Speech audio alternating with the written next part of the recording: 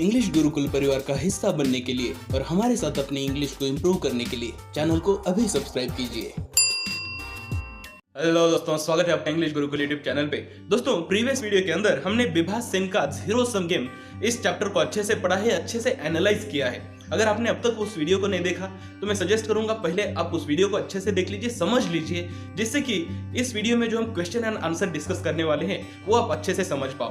पहला क्वेश्चन है, Shiv Prasad Tiwari is described by others in the story as the champion of the farming community and the embodiment of the spirit of Indian nationalism. Did he intend to become either of these things? दोस्तों, जब शिव प्रसाद तिवारी ने अपना editorial लिखा था और जब वो अच्छी तरह से फैल गया तब सब लोग कहने लगे कि शिव प्रसाद तिवारी जो है वो एक चैंपियन है फार्मिंग कम्युनिटी के। जो खेती करने वाले लोग हैं उनके लिए वो एक चैंपियन है, उनके अधिकारों के लिए लड़ने वाले व्यक्ति है। लेकिन जब उन्होंने लिखा था तो उस तरह की कोई उनकी सोच नहीं थी। हाँ, उनकी एक सोच थी कि उनका जो अधिक खर्चा होने वाला है हाई यील्डिंग सीड्स की वजह से, क्योंकि उनके रेट अभी बढ़ जाएंगे जीएटीटी के बाद, तो वो खर्चा उनका बच जाए। उनके दिमाग में सिर्फ इतना ही था कि उनका 3780 रुपए जो भी है वो बिल कम हो जाए, यही एक था। लेकिन हाँ, हम ये भी कह सकते हैं कि कहीं ना कहीं ये चीज बाकी किसानों को भी बेनिफिट कर सकती थी, और फिर हम एक हद तक मान सकते थे कि इस तरह से वो सोच सकते हैं कि उन्होंने जो लिखा उसके कारण आगे जाकर जो फार्मिंग कम्युनिटी है, जो खेती करने वाला समुदाय है, उनका फायदा हो सकता है। लेकिन उन्होंने अपने ड्रीम्स में भी, अपने सपनों में भी ये नहीं सोचा था कि उन्होंने जो लिखा है उसके कारण उन्हें embodiment of spirit of Indian nationalism कहा जाएगा, कि भारतीय राष्ट्रवाद का एक स्पिरिट के तौर पर उन्हें दिखाया जाएगा। ना ऐसा लिखने के पीछे उनका कोई महत्वाकांक्षा थी, ना उन्होंने ऐसा सोचा भी था कि इस तरह से उन्हें पुकारा जाएगा। लेकिन अक्सर ऐसा हो जाता है कि आप जो सोच भी नहीं सकते, आपके वाइल्डेस्ट ड्रीम में भी कोई चीज नहीं आती, अक्सर उस हद तक भी कोई चीज बढ़ सकती है। इसी क्वेश्चन का नेक्स्ट पार्ट है, discuss the character of Tiwari and his role in the story. जो शिव प्रसाद तिवारी है उनका कैरेक्टर है कि वो एक फार्मिंग कम्युनिटी से बिलोंग करने वाले व्यक्ति है, जिनका अपना एक न्यूज़पेपर है, और वो ज्यादा बड़ी सोच नहीं रखते, बल्कि वो सोच रखते हैं कि मेरा थोड़ा सा फायदा हो जाए, या फिर अगर फायदा भी ना हो तो मेरा नुकसान भी ना हो, बस इतना ही उनका सोच थी। लेकिन उन्होंने जो कुछ भी लिखा उसके कारण वो नेशनल लेवल पर प्रसिद्धि पा गए, और फिर उस प्रसिद्धि के कारण उनकी जो इमेज है उसे मीडिया ने अलग अलग तरह से दिखाई। मीडिया ने यह भी दिखाया कि ये फार्मिंग कम्युनिटी के लिए लड़ने वाले व्यक्ति है, और यह भी दिखाया कि भारतीय राष्ट्रवाद का एक उभरता हुआ चेहरा है। सेकंड क्वेश्चन है, show the relevance of the title and illustrate how the idea of zero structures the story. जैसे कि इस चैप्टर का नाम है जीरो सम गेम, तो जीरो सम गेम का मतलब मैंने आपको प्रीवियस वीडियो के अंदर समझाया था कि एक ऐसी सिचुएशन जहां पे किसी व्यक्ति का जितना फायदा होता है उतना ही उसका नुकसान भी हो जाता है, तो इसे हम कहते हैं जीरो सम, क्योंकि फायदा और नुकसान मिलाकर अंत में जीरो बच जाता है।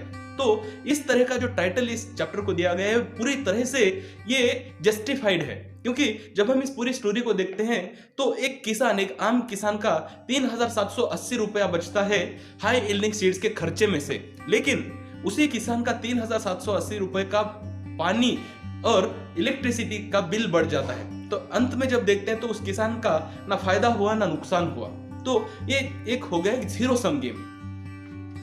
साथ ही साथ ये एक सर्कुलर मूवमेंट भी है। अब सर्कुलर मूवमेंट क्या होते हैं, जहां से शुरू हुआ उसी पे आकर रुक जाना। अब ये बात हमें कहां से समझ में आती है, जैसे शिव प्रसाद तिवारी ने अपना डिस्कशन शुरू किया था कि इस पर्टिकुलर जीएटीटी की वजह से भारतीय जो किसान है उनका नुकसान होता है, या फिर जो भारत का अधिकार है वो अधिकार भी उन्हें नहीं मिल पाता है। लेकिन पूरा डिस्कशन होकर वापस शुरुआत उसी चीज पर हो जाती है, और पाया कुछ नहीं, खोया भी कुछ नहीं, जीरो हो गया पूरी तरह से। जिस तरह से जीरो गोल होता है, जहां से शुरुआत होता है वहीं पे अंत होता है, ठीक उसी तरह से शिव प्रसाद तिवारी के केस में जहां से उनकी शुरुआत हुई थी, उनका जितना खर्चा पहले होने वाला था उतना ही खर्चा अभी भी होगा। तो उनके लिए ये सिचुएशन जैसे को वैसे रह गई। थर्ड क्वेश्चन है, Aryabhatta zero is like an epic hero who eventually wins the game, do you agree. Aryabhatta का जो जीरो है, जो कि इस टॉपिक का, इस चैप्टर का सेंट्रल पॉइंट बन जाता है, क्योंकि भारत अपना आर्यभट्टा के जीरो के ऊपर इंटेलेक्चुअल प्रॉपर्टी का अधिकार वहां पे एक्सरसाइज करने की कोशिश करता है, और उसके एवज में भारत को $5 बिलियन रुपए भी मिलते हैं। साथ ही साथ जो इंटरनेशनल ट्रीटी है, जो जीएटीटी है, उसके अंदर भी कुछ चेंजेस किए जाते हैं। लेकिन उसे हम किसी भी तरह से एक हीरो नहीं कह सकते इस कहानी का हम हीरो कह सकते हैं, लेकिन वो जीतता नहीं है क्योंकि अंत में आके जितना वो पाता है उतना ही वो खो भी देता है। फोर्थ क्वेश्चन है, discuss the story as a satire on modern rulers and gamers they play with common people. जो आम इंसान है, आम इंसान के साथ जो मॉडर्न सरकारें हैं वो एक तरह का खेल खेलती है, ऐसा हमें इस कहानी में से नजर आता है। क्योंकि जो आम इंसान है उसे ऐसे लगने लगता है, जब वो न्यूज़ पढ़ता है तो उसे ऐसे लगता है कि भारत को $5 बिलियन मिलेंगे, भारत का इतना फायदा होगा।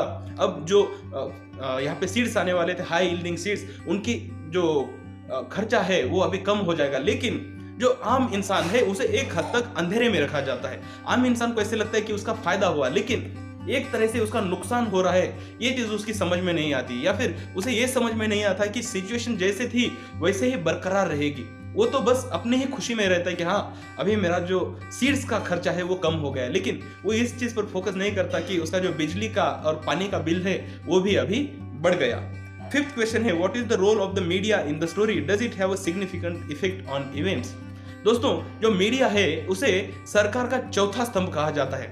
मीडिया जो आम इंसान की जरूरतें हैं, उनकी जो समस्याएं हैं, उनको रूलिंग पार्टी तक, सरकार तक पहुंचाता है, और फिर एक हद तक मीडिया इन अधिकारों को, इन समस्याओं के सुझाव या फिर समाधान मिलाने के लिए आम जनता के लिए उपयोग में आता है। इस कहानी को जब हम पढ़ते हैं तो हम देखते हैं कि जो आम जनता की प्रॉब्लम है, जो शिव प्रसाद तिवारी है, उनकी आवाज को पूरे देश तक पहुंचाने का काम मीडिया करती है।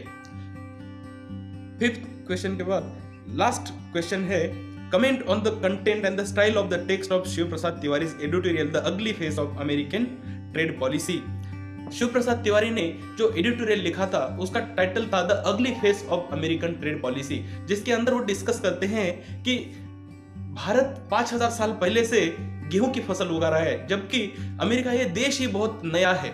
ऐसे में अगर अमेरिका गेहूं के फसल में कुछ थोड़े बहुत चेंजेस कर देगा और उसे अपना इंटेलेक्चुअल प्रॉपर्टी के नाम पे अधिक दाम में बेचेगा, तो ये एक अन्याय है, एक अत्याचार है, इस तरह से वो लिखते हैं। साथ ही साथ वो कहते हैं कि भारत ने अगर अपनी इंटेलेक्चुअल प्रॉपर्टी के अधिकार का सही से उपयोग किया तो अमेरिका 1 महीने का भी बिल नहीं दे पाएगा। और वो एग्जाम्पल देकर कहते हैं कि जो आर्यभट्टा है उनके जीरो के ऊपर पूरी तरह से भारत का अधिकार है, लेकिन भारत तो उसके लिए कोई फीस नहीं चार्ज करता है। जो उनकी जो लैंग्वेज है वो लैंग्वेज इस तरह से है कि जिससे आम जनता को पढ़ने के बाद ये लगेगा कि उनके साथ अमेरिका अत्याचार कर रहा है। और यही हमें बाद में भी समझ में आता है कि वो जो एडिटोरियल है वो बहुत पॉपुलर हो जाता है, आम जनता की इमोशन के साथ वो मैच करता है, और यही रीजन है कि इंटरनेशनल लेवल पर जाकर भी वो एडिटोरियल हंगामा मचा देता है। और अंत में भारत को $5 बिलियन का एक सेटलमेंट प्राइस या सेटलमेंट अमाउंट वहां पे मिलता है। दोस्तों, उम्मीद करता हूं आपको एक क्वेश्चन एंड आंसर अच्छे से समझ गए। मैंने कोशिश की कि इस चैप्टर को मैं अच्छे से समराइज करूं और क्वेश्चन आंसर को भी मैं अच्छे से डिस्कस करूं। अगर इसके बावजूद आपके कुछ और डाउट्स है तो जरूर कमेंट कर पूछिए। अगर आपके कुछ सुझाव है तो जरूर दीजिए। Thank you very much.